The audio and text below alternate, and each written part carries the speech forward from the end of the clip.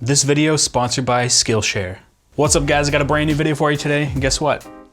iPadOS 13.4 just came out, and Apple also launched a brand new refresh of the iPad Pro. This is the iPad Pro 2nd gen, I guess they're calling it, and the new version just came out a little bit faster, and they've also added a new keyboard with trackpad, which is really cool. And because they added the trackpad, they obviously included mouse support. So today we're basically just going to look at the new features, some of the things that they've added, and also connecting a mouse and keyboard up to it, and kind of what the experience is like, because now we're going to have a completely different experience now that the operating system is basically based around being able to use a mouse as well. So we're going to take a look at that, and we're going to jump right into this and see what we can do with it. All right, so I have my Magic Keyboard and my Magic Mouse here. I'm going to connect them up through Bluetooth here. So I'm going to go to my Bluetooth settings, and my keyboard shows up. I'm going to turn the mouse on, connect to that, connect to that. So now you can see the cursor here. Okay, now that we have the mouse and keyboard connected, we can go into General and go to Trackpad and Mouse, and then we have our settings here. So we have tracking speed. I turned it all the way up because I kind of like how it is. Natural scrolling, and then we also have secondary click. We got that right or left or off. It's kind of nice to have secondary click. Go down here to keyboard. We have a few options for our keyboard as well. This has always been an option when you had keyboard access before, but now we have mouse and keyboard options. But the other cool thing is we have commands just like on a real Mac. So we can go Command H to hide the window. And as you can see, the cursor changes into the little bubble on the icon. So it just makes it easier. They've kind of, I don't know, this kind of feels like the future. It's not the same as what you're used to, but it's something new. It would be nice if this cursor was more of a cursor. I'm not a huge fan of the dot, but I guess it's kind of simulating like touch. So we got full scrolling now. And if we move our mouse all the way down to the bottom, it'll actually pop the dock up. And again, it just kind of highlights and turns the icon into a bubble to tell you that you're on top of it. So it's gonna make the experience of using the iPad a lot more like a computer, but like a computer from the future. So they've added in a few new features like slides. You can open up multiple apps now. So in your dock, you can go down to your dock here. And if you wanted to add, I don't know, your files, you can click and drag over here. And now you've got two windows open at the same time. Resize them. You've got full smooth scrolling. The scrolling's amazing. It's like exactly what it's like on a Mac, very smooth. And just like I was showing before, you can go Command H, which is basically hide on a Mac to close down an app. So next really cool feature is being able to copy and paste text, and any type of typing or text in this is a lot easier now. So say we open up a website, something like this, you can see that the cursor will change to a selection tool when you go over top of text, which is really cool. And like I said, this is kind of just like the future of new computing. So we can click on this, we can highlight that whole chunk, Command C like on a Mac, and go copy. Then we can go down here to something like Notes, click on that, Command V, copy our text, and it's in here now. And you can do other things, you know, you can select it, right click on it, and you have all your different options here. So you can, you know, change it to bold, you can underline it, and you can do similar things like you would on a Mac. So Command X would cut that out of there, and you could, you know, put it in here.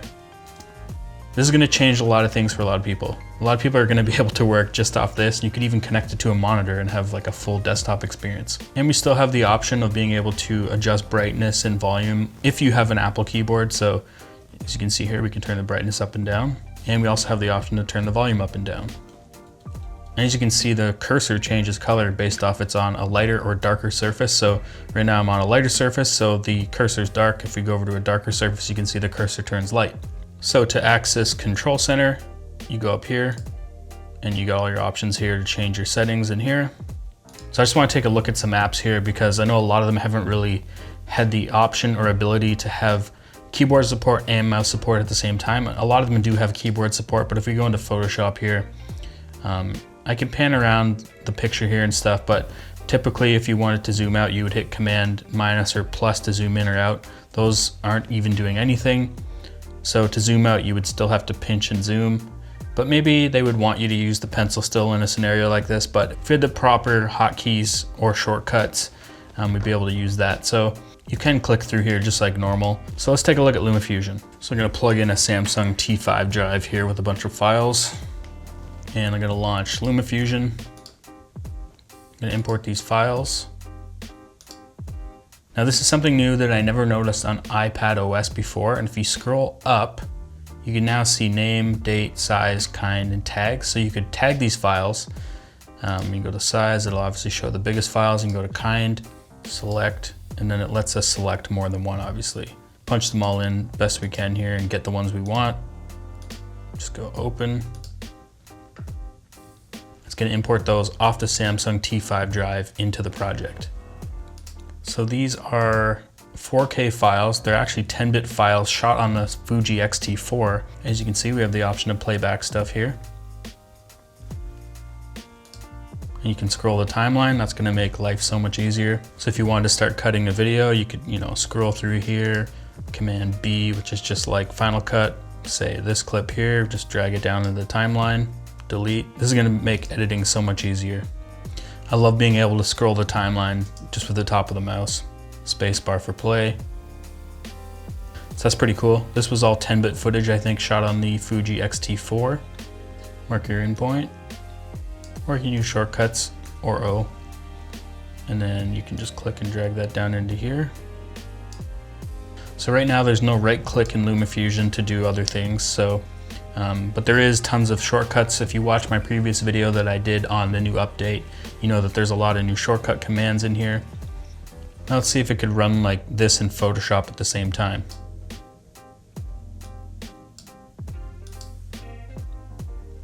That's crazy. This is 4K 10-bit footage running in Luma Fusion with a huge PSD file. This is gonna be crazy. Like I could actually see myself seriously editing off this thing now for real instead of a laptop because I know this runs better than my MacBook Pro.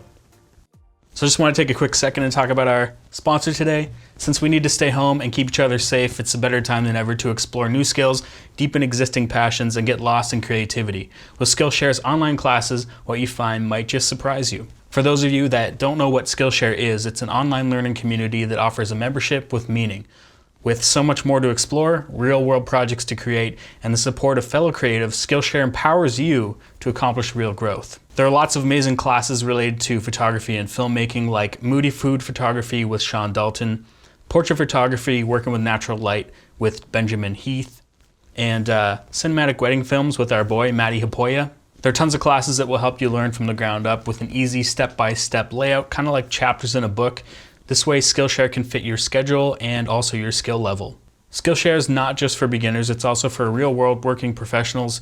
A class that I've been into is personal branding, crafting your social media presence with Kate Ahrens, and I think it's something that you guys will also be interested in if you want to decide to check that out. Most of the classes are under 60 minutes and include a combination of video lessons as well as a class project. This way you can kind of go out and use your new skills in the real world. Skillshare is also incredibly affordable, especially when compared to pricey in-person classes and workshops.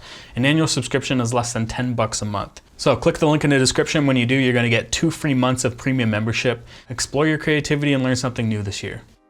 So that's pretty cool, right? I have a feeling that I'm going to probably do way more video editing on this now that I actually can use a mouse. Like it was fine before using touch and the pen and stuff like that, but being able to have a keyboard with shortcuts and a mouse is gonna speed things way up. It's really cool to see things kind of moving forward in this direction.